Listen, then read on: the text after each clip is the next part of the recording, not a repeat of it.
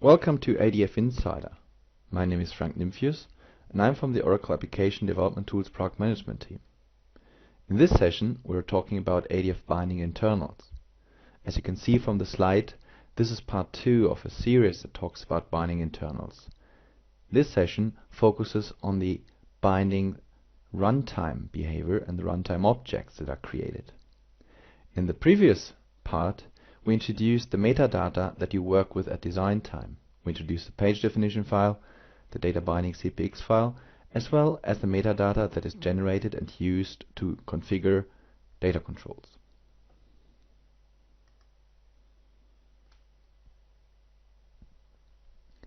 The ADF architecture consists of 3 parts. There's a view technology part that renders the page. There is a business service part that executes business logic and queries the data, and there's the binding that dispatches between the view and the business service. On the binding, we find the ADF binding layer and the data control layer. The data control layer understands how to talk to the business service, no matter what the business service is, if it's business components, web services, POJOs, or enterprise Java beans. The data control layer is responsible for talking to the business service APIs to dispatch the application request, be it a query, an update, insert, or delete operation, to the business service model. The ADF binding layer, colored with a red background, is the connectivity between the data control and the user interface component. So the binding layer is responsible for showing data in the user interface component. On the view layer, the preferred technology that Oracle uses within the Fusion stack is Java Server Faces. For that, we have ADF Faces component model, which is a rich internet application environment, DVT for graphical data, and we do have components for desktop integration that would allow you to access the ADF binding layer from Microsoft Excel. The responsibility of a binding layer is first to prepare the model. So when a request comes in for a page, then the data for the page needs to be queried and it needs to be prepared so that when the request comes back with an insert, an update, the model is ready to perform that task. In addition, whenever you execute operations that are exposed on the business service, you do so through the ADF binding layer. And you do this for a reason. And the reason is that the binding layer refreshes the related components that need to be refreshed in response to an operation. Operations that by default are exposed on the data control are next record set, previous record, commit, rollback, and so on. Methods are custom methods that you expose on the business service. So this is related to the use case that the business service implements. That could be relocate employee or hire new employee, whatever suits the use case. The managed row currency is the main in the binding layer to have one record being the current record.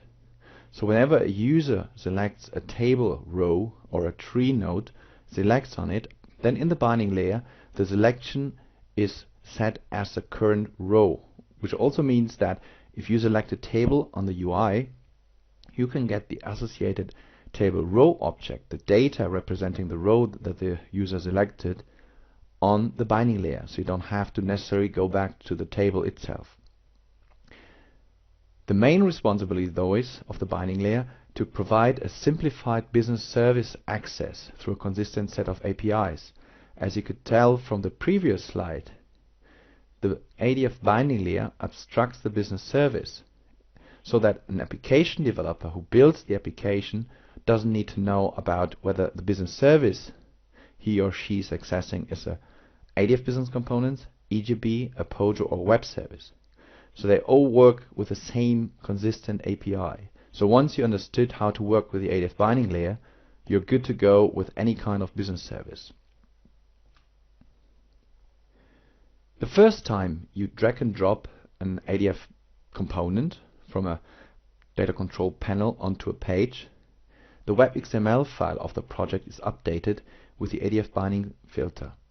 The ADF binding filter ensures that with the incoming request for a Java Server Faces page, that the binding context of the ADF binding is created, is initiated, so that the ADF data and the ADF lifecycle is started with the lifecycle of the Java Server Faces page. As you see, the filter is mapped to the Java Server Faces servlet, so whenever there's a request for the Java Server Faces page identified by default with a /faces in the request path, then the ADF Faces lifecycle and the ADF binding lifecycle will also start. This slide gives you an overview of a request flow when it comes in. So first thing is that the ADF binding filter prepares the binding context. As you may know if you're experienced with Java Server Faces, the Java Server Faces lifecycle has 6 stops. It starts with recreating a view. So if it's the second time that a specific page is called, then in-memory objects for a specific page exists. These are then resolved and the state that is kept on the server is recreated so that any value that comes from the client in form of an update, for instance, can be applied to the existing object.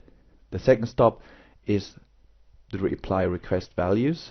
The third stop is validation, and the next stop then is where the model is updated. Now in the Java Server Faces world, the model typically is defined in a managed bean. In the IDF case, ADF represents the model. So when we reach the JSF update model phase, then the ADF binding gets updated. And then it continues with the JSF invoke application phase and then with the render response phase. The ADF page lifecycle that you see next to the JSF lifecycle has a bit more steps to go through than the normal JSF lifecycle, but this is well synchronized with the JSF lifecycle. In fact, it's integrated. The binding context you see on the view side knows about all the page definition files and all the binding containers. So this is a representation, the live representation of the data bindings CPX file that we introduced in the first part of this series. The binding container is the live instance of the definitions that you provide in a page definition file. The binding container instantiates objects, live objects, of all definitions defined in the page definition file. If a binding container has a reference to another binding container, which could be the case if you're working with templates, or if you have an ADF region that has a task flow binding reference to another binding container, then all this information is part of the current binding container and can be accessed from that. Also, a definition in the binding context is the data control that is used. You can have a page using more than one data control, and all the data controls are defined within the data binding context and referenced in the binding container.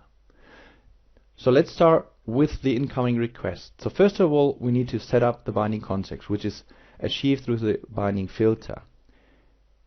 The data control that is referenced within the binding container is looked up through the binding context and instantiated.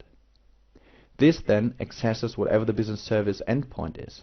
That could be an application module if the business services application business components, ADF business components. That could be a POJO session facade, that could be an EGB facade, or that could be a WSDL reference in a web service case. When we get the data control handle, we start initiating the request. The first request goes straight to the data control to initiate, to query the business service, and then the rest of the operation goes through the binding container. So we look up what is the binding container associated with the page, and this is identified through an entry, through a mapping in the data binding CPX file that we introduced in the last session. What you can see in this diagram is that building or querying the data for a specific page is not done within a single request. In fact, it's a deferred loading where we issue additional requests. So we deliver the data in chunks, which is the default setting. Now the benefit of this is performance. We are able to render the page while we're still fetching data, which allows the user to see the data coming and being rendered even before all the data is present. This is a configuration that you can change in the page definition file. The default behavior is a deferred loading, but you can also define that the model should be prepared to a specific time, in which case it will fetch all the data. You will have to wait a bit longer, but then you have all data on board. And at the very last end, we render the response, and after rendering this response, the data control is released, and with the release of the data control, the application module is also released. Now in the ADF Business Components case, if you use ADF Business Components as a business service, the release of the data control will release the application module. If you have application module pooling configured, then the application module will be given back to the pool of application modules and wait for the next request. If the same request comes from the same user, then if the application module is still around, it will be given back to this user. If the application module is no longer around, then from its passivation state, the instance of the application module is recovered, so that the user always works within the same context of the application. So he always comes back, even though the web is a stateless environment, the user comes back and finds the same state of the application module. Similar for web services and for POJOs. So what are binding doing within Java Server Faces if we take the example of Java Server Faces? Well, first of all, Java Server Faces is a component model. So every UI component has a Java object on the server. And then the binding also at runtime is in Java an object. Only at design time bindings are metadata files. At runtime they're all Java objects. And the next slide show you how the binding work within Java Server Faces. This slide shows the Java Server Faces component model architecture. So on the example of ADF Faces, where we have a client-side and a server-side model, the server-side model uses expression language to bind the user interface component, say a text field or a table or a tree, with the component model. And the component model is responsible for querying the data, fetching the data, and bringing the data into a structure well understood by the component. Typically the component model is defined in some POJO. That could be a managed bean or a helper class that you build and reference from a managed bean. The pure non-ADF implementation uses Java classes, managed beans, to query the data to access the business service. So for you as a developer, the simplest component model would be a setter and a getter pair. That is something you can use with output text components, input text components.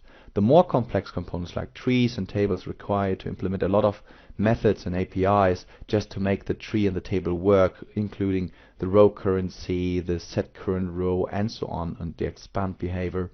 Now this is a lot of work to do, and many developers not working with ADF spend a good portion of their time not building the application but building the component model so that the component model behaves right. The next slide shows you how ADF hooks into this. As you can see, ADF provides a component model for the components. So in ADF we have binding classes that know how to talk to the data control, and the data control now talks to the business service. So as a developer, you no longer talk directly to the business service, but you deal with the binding, and the binding is linked to some business service. So at least the web application developer no longer needs to know about the business service, because he or she will see a consistent set of APIs that allow to query, insert, update, and so on. The part that is responsible for providing the component model in Java Server Faces are extensions of the generic data binding classes, and these extensions all start with a faces control in the name. So if you look into the Oracle ADF source code or in the Java docs, you will see classes called faces control here binding, faces control AttributeBinding, faces control list binding. Now these classes extend the generic binding classes to provide additional functionality needed by the component. For the application developer, that means that you just build your application. You no longer have to think about building the component model first. And this is the great advantage that ADF brings, because it takes away the burden of building the gluing between the user interface and the business service. Now, I said that at design time you use metadata, but you don't use metadata at runtime. Well, in fact, this is halfway true, because what happens at runtime is that the metadata definition that you build at design time is parsed, is looked up, and then it is used to configure a Java object. And this Java object is used at runtime to communicate between the component, the user interface component, and the business service through the data control. Binding classes that we have in ADF are defined or configured through XML at design time. There are two types of binding classes. There are generic binding classes, which are the parent of different user interfaces. So if you have a Swing application and you use the binding, then you use the same generic binding classes to access the data control. And then we have specific binding classes which are specific to the view rendering. Now in Swing we do have ADF Swing, which is a specific set of binding classes that extend to generic binding classes. In ADF Faces, as mentioned, we do have Faces control bindings, which are specific classes extending the generic binding classes. All generic binding classes start with JUCtrl. So JUCtrl identifies a generic binding class. The additional functionality provided by Faces control bindings are, for instance, as we show here in the slide, the makeCurrent method that is used on the table on a tree to translate the user selection in the component to set the current row in the binding. So there's a method called makeCurrent on the Faces control binding. And the reason why this is there is to make it expression language accessible. And if you now turn into your JDeveloper, if you have a table that you dragged and dropped on the page, then you will see a selection listener configured with an expression language pointing to the binding layer, pointing to your tree binding, pointing to makeCurrent. Developers that use Java to access the binding layer, and this is a approach beside of using expression language to get data from the binding or to interact with the binding. Developers that use Java for this interaction typically don't work with a full set of classes. A lot of classes in the binding layer are used internally by the framework and not really are required to be used by application developers. But there is a common set of classes that I like to introduce so that you know what these classes are doing and what they're good for. Before getting there, why at all do I want to access ADF bindings from Java if I can do the same in expression language? Very good point here. And we do promote declarative development. And as I mentioned, the expression language is used to access the same Java methods as you would do in Java. So you can say that declarative development in fact wraps the Java APIs.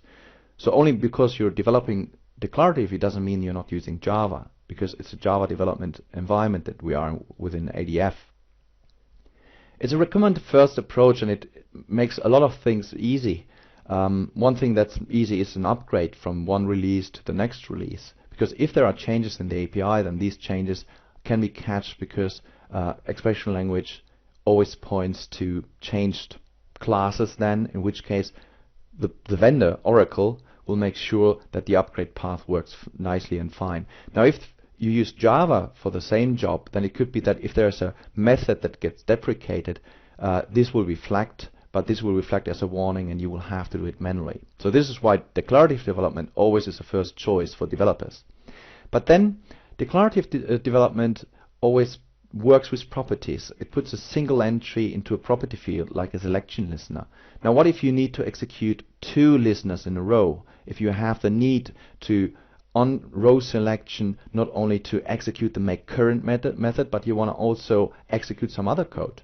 Now this is where you start getting into a requirement that makes you building your own listener for that, and this typically you do in Java in a managed bean. But then to preserve the functionality that the ADF binding layer provides, you need to code that.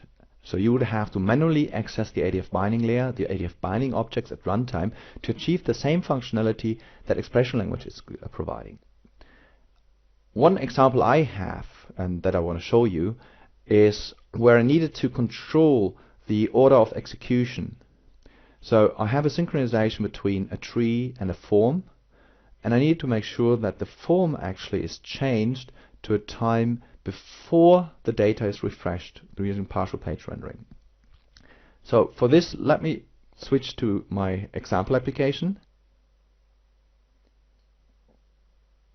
This is my example. On the left hand side I do have a tree, and on the right hand side I do have an input form that is synchronized with the current selected row or node in the tree, so I can update the selected node.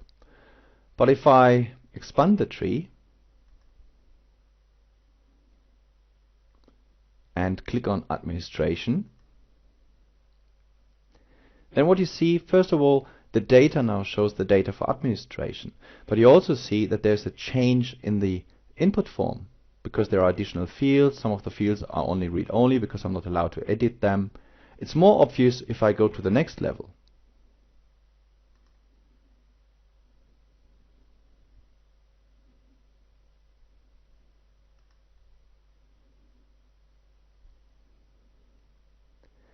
Here you see that additional fields are displayed.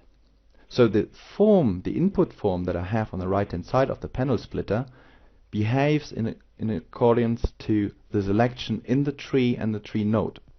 While I can build the tree and the tree nodes with declarative binding, I can also synchronize iterators that the input form is built on with declarative development approaches. But the synchronization between the selection to ensure that first the form, the form fields are changed and refreshed before the data is displayed, this is something that I enforce through Java.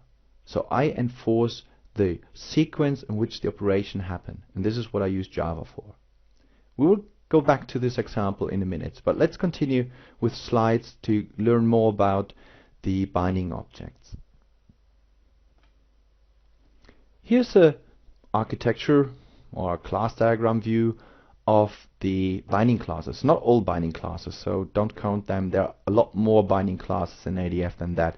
But this is a subset of classes that most likely you start working with when coding in Java. You see there's a blue rectangle, and I put text in there, ADF faces component binding. Now these represent the faces specific binding classes, and you see them pointing to generic binding classes like the faces control here, node binding points to the JUCtrl here, node binding. Both represent a node in a tree. The ADF faces component bindings should not be used by application developers. They are packaged in an internal package, and you can see in the package name it's saying ADF internal. Now the reason for this is that these classes are specific, they're not generic, and they're not meant to be used by application developers. They're internal classes, and if there's a component change, say we are improving one of our components like a tree or a table, and that requires a change in the component API, then we do that, and we do that without further notice. You're on the safe side if you always use the generic binding, everything that starts with JUCtrl. If you now have a code review of your existing application, you recognize that you use faces control classes. My recommendation is to change that. Yeah, just plan to replace faces control usage to the general generic binding classes. So let's have a look. Here we do have a set of classes that are really typical to work with. These are the most commonly used classes. One class that doesn't have representation in the view layer project is the ADF context object. The ADF context object represents the live instance of the ADF config.xml file that you find in the .adf meta-inf directory of your application on the file system. This class doesn't really provide a lot of functionality that you want to work with, except for it exposes the security context just in case you're working with ADF security and you want to do some check permissions on an object, and it exposes the MDS object or the MDS session as an object if you're working with metadata services and you need to get access to the MDS object session. Beside of this, it's just representing configurations. The DC binding container or binding container interface, so DC binding container is an implementation of the binding container interface, represents the page definition file at runtime. As I mentioned, everything that you specify in the page definition file at runtime is enclosed in a Java object, and this Java object is a DC binding container. The DC binding container gives you access to all bindings, to all executable bindings, to all variables, to all parameters, and to all component bindings. You simply look the bindings up by the name. There are also, and we will see that on the slide, there's also an option to navigate within a binding container from accessing one of the contained bindings. So if I have a handle to the tree binding that provides the data for a table or a tree, then from there I can get to an iterator binding, or from there I can get to the binding container and can invoke methods on that. The BindingContext is the live representation of the data bindings.cpx file. This is the registry of page def files and also contains the references to the data controls used. The iterator binding helps you to browse through a collection of data. So it helps you to look up rows, to insert new rows, delete new rows if you wanted to do this in Java. All of the components binding, like attribute binding that you see there as JUCtrlAddressBinding or JUCtrlListBinding or hierarchical binding, they all reference the iterator binding. So everything is linked to an iterator binding, and the iterator binding then links to the collection that you queried from the business service. You see two icons for operation bindings. So we have operations and custom methods, and this is what you want to invoke if from Java, for instance, you want to call a custom method. So these are the objects, so just the object representations of what you see at design time in the metadata, and this is on the left hand side what you work with if you use Java, but what also is used within the expression language that you define in the design time. Let's go over some of the objects. But before that, I'd like to encourage you to have a deeper look into our documentation. The Fusion Developer Guide at the end has an appendix where we explain all the properties that belong to metadata structures within the pagedef file or within the data binding CPX file or data control files. And it's really worthwhile reading because the ADF binding layer provides a lot of functionality in its metadata that you can use to influence the lifecycle or just validation or some other aspects as well. So just to give you some examples, the page definition file has a customization section, and as you know, metadata services allow you to provide seeded customization for an application, so that when different users log in or when an application is installed on different locations, you have the ability to show different bindings or different application look and feel and functionality based on the user, based on the location. To prevent everyone messing up with the binding definitions, you might restrict who is allowed to do that, especially when you work with Web Center where you have design time at runtime. You may want to restrict who is allowed to change the binding, and this is what you can do with the customization allowed property. There's another class called the controller class, and for sure we should have, and I guess we will have in the future, another part of this ADF binding internal presentation that outlines the life cycle. But just to give you kind of a heads up here, the controller class property allows you to change the internal life cycle for this page. There's a lifecycle class, a page lifecycle class that you can override, and where you can influence for this page definition file how validation happens. You basically control or change the internal behavior completely if you want. It's not necessary to do that, but there are use cases where developers in the past found that useful to be able to do that and to change the life cycle for that purpose. Then there's actually two parameters. One is called the skip validation and the other one is called the custom validator. The skip validation is set to false by default, which means that with every request that comes in within the Java Server Faces lifecycle, we perform a full validation of the ADF model. If you changed different data controls with different data, then the full set of data controls that has been changed will be validated. Now this could be an unwanted behavior, especially if you have a wizard that steps users through updating data. Then it could be that because while you're editing the first page of a wizard, on the last part of it, there are some constraint validations because or validation violations because the data is not provided. If they are required field and you didn't provide them, then on submit of the first page it might happen that the validation for these attributes that the user hasn't yet updated are just causing a conflict. Now you can suppress this, for instance, by setting skip validation to true, in which case no validation will happen on the ADF binding layer at all. This might be an unwanted functionality and you want to have something more fine-grained. So you have two additional options, skip data controls. The skip data control will only validate the current row that you have changed in the page. So that will ignore all other not yet validated changes within a data control or in the page definition file. We'll just look at the current row. But this wouldn't solve the problem of the wizard. Now imagine you have a row that has 100 attributes. So to make it easy for the user to provide data for this row, you want to step him through a couple of screens. And while you're stepping through a couple of screens to update the row, you don't want to have validation failing on the binding layer. And keep in mind, the binding layer doesn't know about partial submits. So ADF Faces supports partial submits where only parts of a screen are updated. The ADF binding layer doesn't understand this. So you have to prepare it for that. And here what you can do is you can create a custom validator object. You extend BindingContainer validator and reference your class in the property shown as custom validator. And then you can set a memory flag and look up the memory flag from this validator.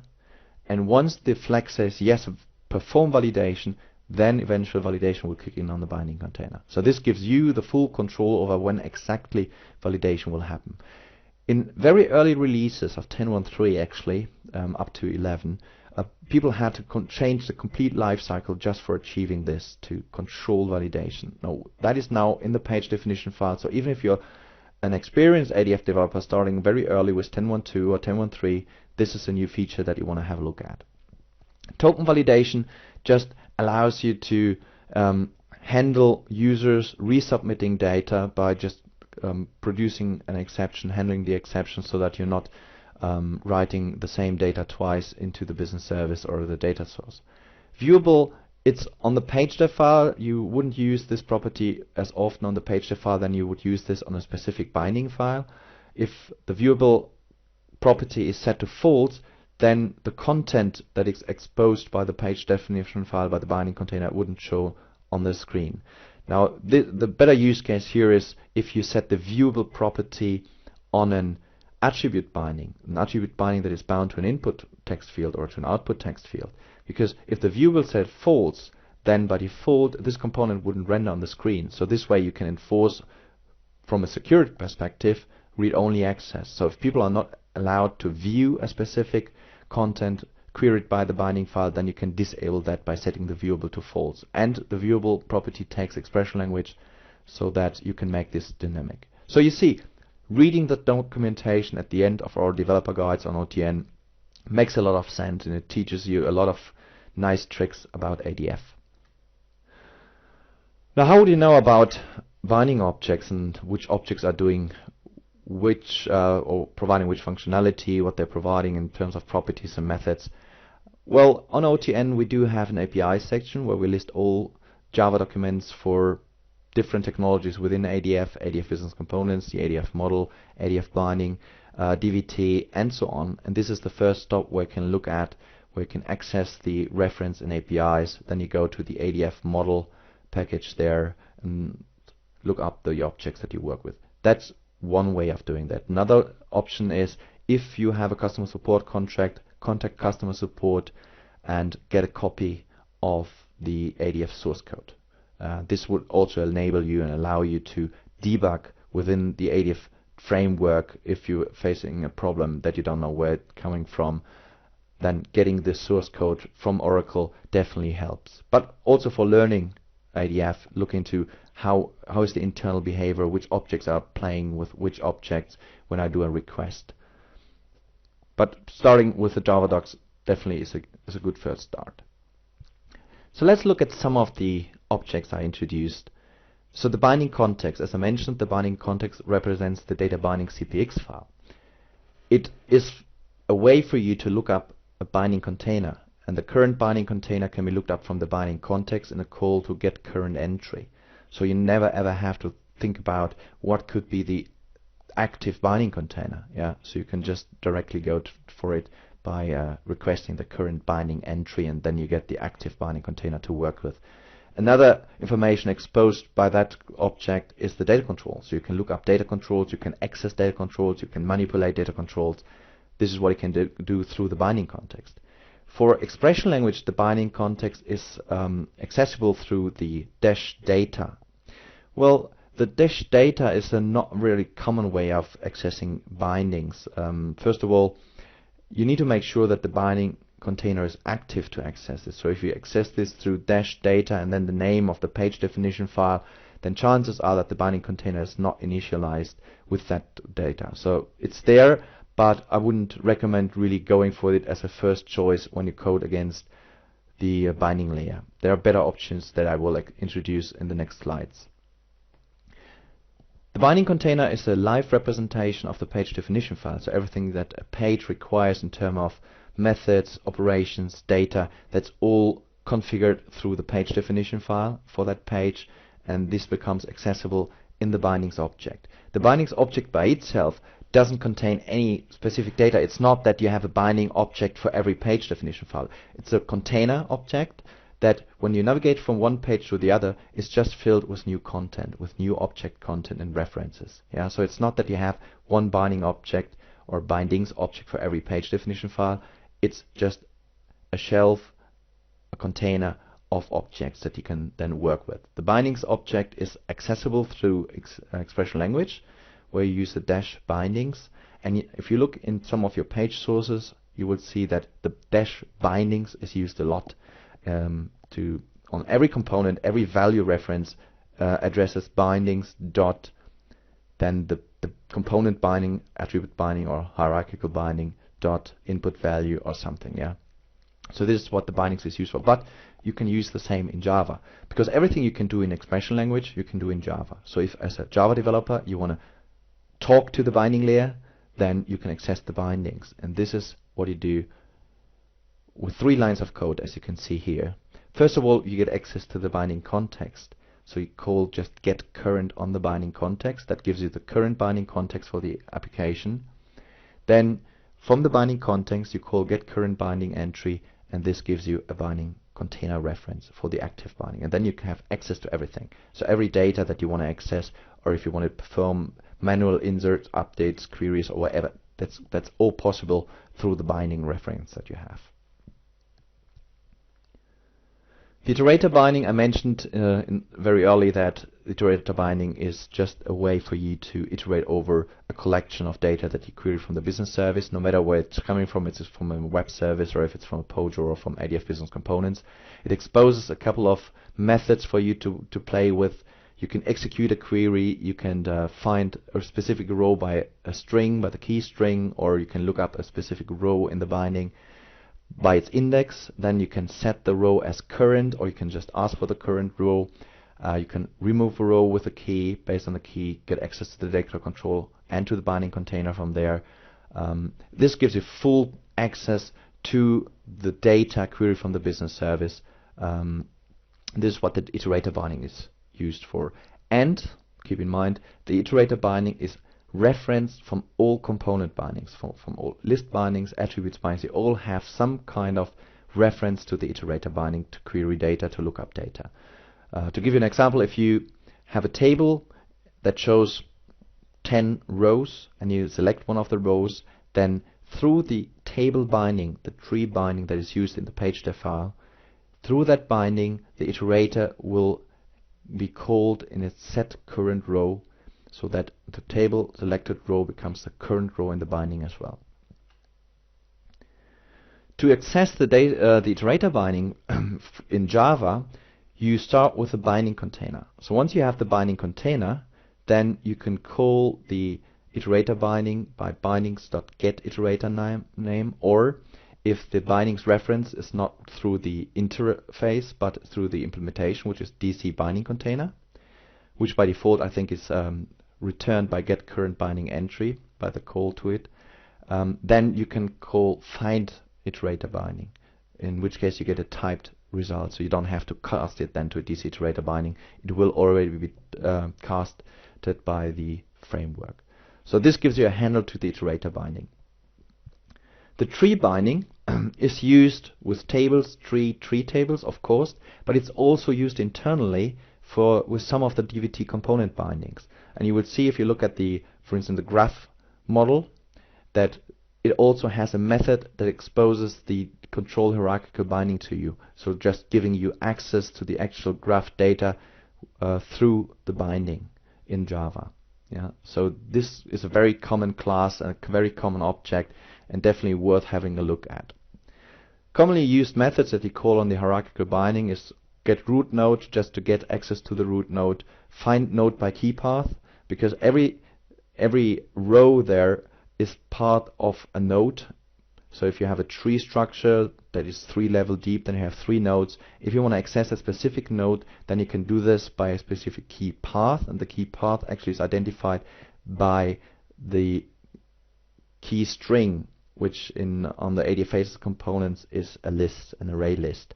And this array list just is kind of an addressing that starts from the top level primary key to this second root primary key up to where it can find the node that is selected. So just to give you an example, this is a reusable class, and feel free to copy that in your own development. What it does is it just takes a component and first looks at if this component is an ADF Faces table or ADF tree. If it is an ADF Faces tree or table, then it gets an instance of that, checks if the instance is a table or a tree, to get the collection model. The collection model is the implementation of the ADF Faces component model, but this has a method called getWrappedData, and the data that is wrapped in there is the ADF tree binding, as you can see in the line with the red color. So we get JUCtrl hierarchical binding from the wrapped data of a collection model in a tree and a table. Now, the point I'm making here is that you don't need to know about the binding structure. You don't need to know about the page definition file. If you have a reference to a tree or a table, you can derive the actual binding handle from the component handle. So you don't need to know about the page definition file structure, and this gives you a nice way of creating generic reusable helper classes like the getBinding class that you can put into a static helper class and work with that. To access a selected table row from Java, as I mentioned, you can get this from the binding. For single selection and for multi-selection tables and trees, the process is exactly the same. What you do is you get access to the component, in this case it's a table, and you can get this through the binding property on the component. So if you're a table, the table has a binding property, and this can be used to create a setter and a getter in a managed bean, and this setter is called in the first line here this, so I'm in the managed bean get table1, which is the component binding name that I defined.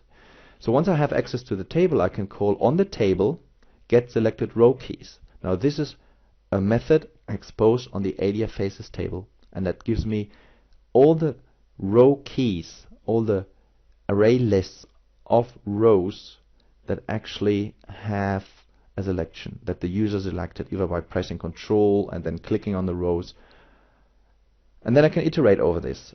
And the next thing I do is I get the list from this iterator, and the list represents the row key. So this is why I call it key in this example. From the collection model, which I get from table get value, I can get access to the control hierarchical binding, so the tree binding. And one of the methods I introduced on this previous slide is find node by key path.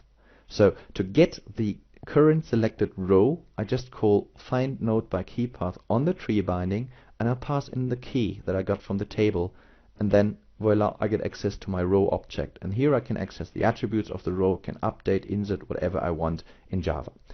So everything, as you see here, everything we can do in expression language, we can do exactly the same in Java. To access an attribute binding, this example uses the interface, the attribute binding interface, and it looks up the attribute binding by the name that it has in the page dev file. So in this case, I call bindings get, then I look up for the name of the binding, and I cast it to attributes binding. For attributes binding, it's not that easy to create generic access to the binding layer. There's one way, which is that if you know that the binding value always is attribute binding dot input value, then you could call on a component reference like an input text field get value, and you will get the value expression. And on this value expression, we just cut off the input value string, and this way you can derive generically the binding name without explicitly calling for it. Anyway, the most use cases and the most example you find on the internet or within the Oracle documentation uses some knowledge about the naming in the page definition file, as I'm doing here. So I call bindings.get department name, and that gives me an instance of attribute binding. And then all I do is I get the old value, append it with a dash or with an underline, with an underline U, and then I write it back. So I change the value in the binding layer, and I do this dynamically. Yeah, so I can underneath in the model change the value. To execute a method or an operation, I use an operation binding.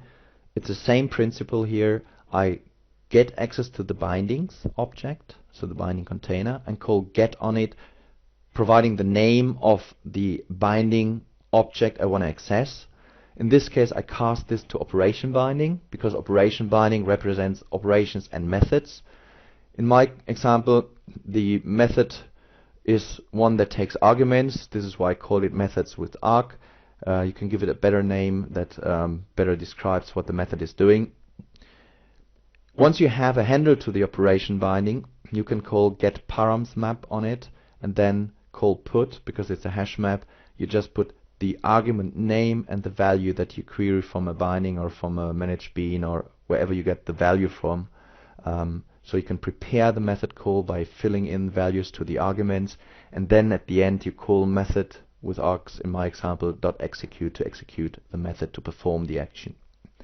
Before you continue within the managed bean, you can call methods with args.getErrors size to check if there's any problem with the execution of the method of the operation. If the method returns a value, then you could also say, okay, object value equals, and then method with args.execute. In this case, the object that you specify will hold the returned value. In this case, in my example, there's no value returned, but I'm checking for exceptions, for errors, and if there are errors that you might want to handle, then you do that in the if statement here. Same for list bindings.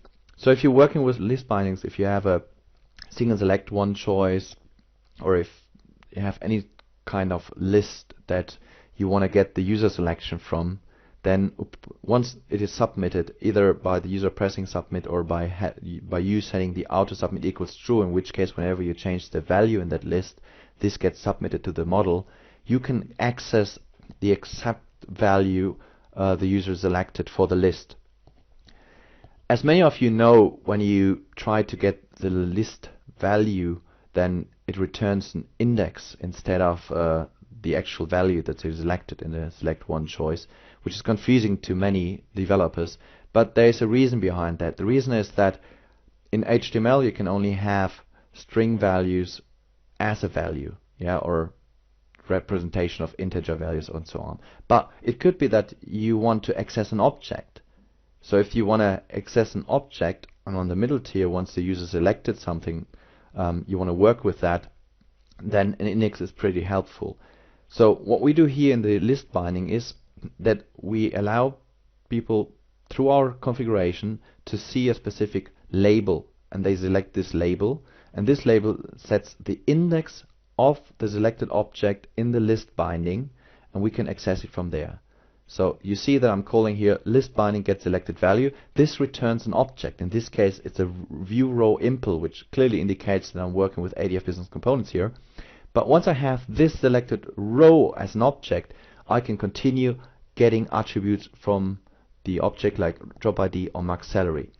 If you wanted to get the value of a selection straight, then what you can do is you access the attribute binding that is updated by the list. So if I have a list of values for choosing a job ID, a job title, then this updates my employee records. Now if I access the employee record current iterator, get attribute salary, then I get, or get attributes job ID, then I get the selected value instead of the index. Yeah, but by default we're working with index, and this is how from a list binding in the ADF binding layer you get the selected object, and then you can perform any kind of dependent list of values queries as you want. So let's get back to my example, but now let's have a look into the JDeveloper environment to see how I solved this synchronization between the tree and the input form. So this is the design time view of the example I showed. Here's the tree. I can select the tree within the design time. If you are like me and if you're presenting JDeveloper during conferences, then typically you will experience that the resolution of project is not as good as your laptop could do. There's a selection list in the JDeveloper view that allows you to switch the resolution to whatever the projector supports. In my case it's 1024, and this way the look and feel or the space that you have within the design time is increased. So just in case you have to present this. So what I wanted to show is I have the tree here in the structure window. If I go to the property inspector, first of all, everything I mentioned about bindings, you see bindings, all collections, tree model, is here with expression language. So the value actually references an all collection page definition entry, which is a tree binding, and at runtime this becomes the faces control hierarchical binding, and I can work with that as a JUCtrl hierarchical binding. So everything here is in expression language, but it's accessing the same set of APIs I introduced for the Java access. One important thing to note is that if you want to implement this use case with the input form, then every input form that you use actually has to be built on top of an iterator that is not dependent on the tree itself.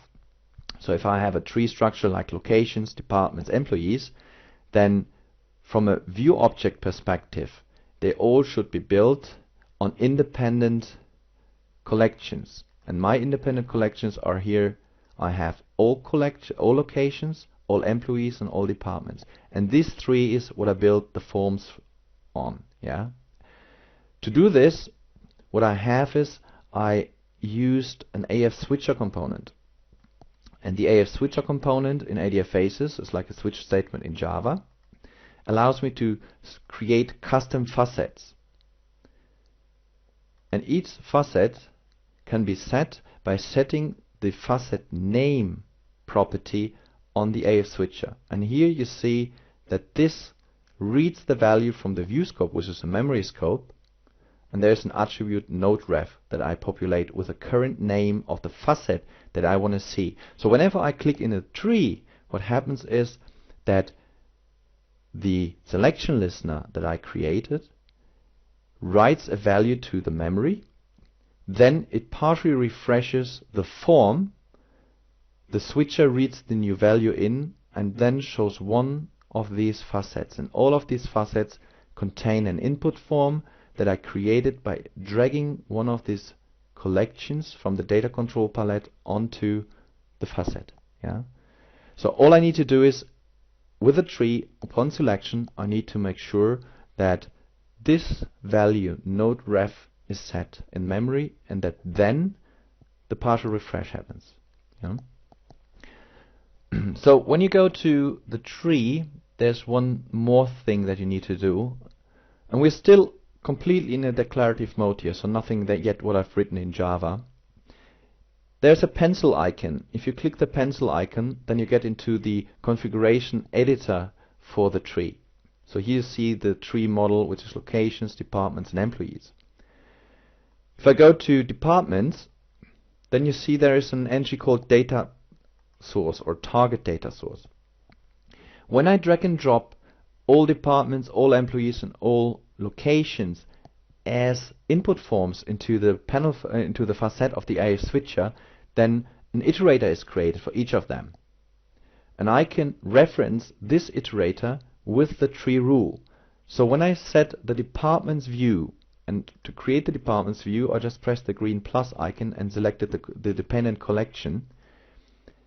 When someone clicks on the departments view, then this iterator is synchronized with the selected node. And this way, the data that is shown in the input form is always synchronized with the node selection in the tree. Yeah. And you do this for employees view, for departments view. You don't necessarily have to do this for the locations view, because the top level root node will have an iterator representation in the binding automatically, and it will also be synchronized automatically. So this is the preparation I have. So this is all declarative, this is all ADF functionality, nothing that you need to do. But there's one little change that I did, which is for the selection listener. So on the selection listener, you see here is a reference to home bean on tree select. What I had to do is to enforce the synchronization as I needed it, I had to replace the current selection, and the current selection listener definition was bindings dot all locations tree dot make current. Yeah, it was referencing the faces control binding object, and I needed to change this so that I could have pre and post processing working. And what I did is I just implemented the behavior of the make current in Java. So if we look at the Java class that I wrote for this, you see there is lots of documentation in here, and you find this example on ADF Code Corner, and I will have a link to that later on.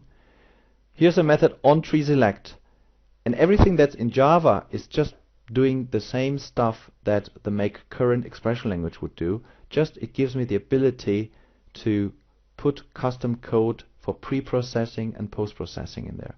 And this is the string that it actually replaced. Bindings, all locations, tree model, make current. So the code that's in here just replaces this, plus provides me the extra functionality of detecting the node that the user selected and writing it to memory. Yeah, so I'm getting access to the rich tree. I get this through the event object that is passed into the method. Then, as I showed you on the slide before, I just call on the event edit set just to get a set of row keys, just the keys that are added to the selection. In my case, it's a single selection. Anyway, I go through the iteration. I get access to the key, to the row key as it is in the table. Get access to the tree binding as I showed you on the slides. So get value for the collection model, and then get rep data to get the tree binding. I'm looking up the node binding by calling find node by key path. Pass in the key. I query from here in my iteration. So now I get a row, which I make the current row. And now the new part for you, at least, is this line. This is where I'm accessing the type of the binding. So through the node binding, through the JUCtrl hierarchical node binding, I can access a hierarchical type binding that gives me information about the node type. And one of the information it provides to me is the name of the object that it represents. And the name of the object that it represents, in my case, is the location view, the departments view, or the employees view, as you see here. Yeah. So these are my objects, my view objects, because I'm using ADF Business Components. If you're on the POJO model, then these objects are the POJO entities that you're dealing with. So every node represents, in this case, then a POJO entity, and this is what actually this is representing. So what I'm doing here is I say, okay, give me the name of the selected node, and then all I need to do is I just need to put up the node into ViewScope. And because my AF switcher component reads from this attribute that I'm defining here, the node ref in memory, the facet will show the facet with the same name as the object string. And this is how I enforce the switch of the form on selection of the tree. And the last thing I need to do is on the ADF faces context, I just invoke partial page refresh. It looks like a lot of code to write, but as you can see, there's a lot of comments in here. And as I mentioned, you find the code on ADF Code Corner.